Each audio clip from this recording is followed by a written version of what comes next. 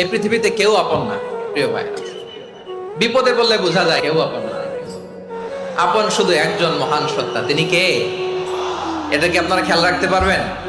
হ্যাঁ, বিপদে আপদে কেউ আমাদের বাঁচাতে পারে না, তরাতে পারে না, মুক্তি দিতে পারে না, উদ্ধার করতে পারে না, একমাত্র আমার প্রভু ছাড়া, আল্লাহ ছাড়া। চিল্লায় বলেন ঠিক কিনা?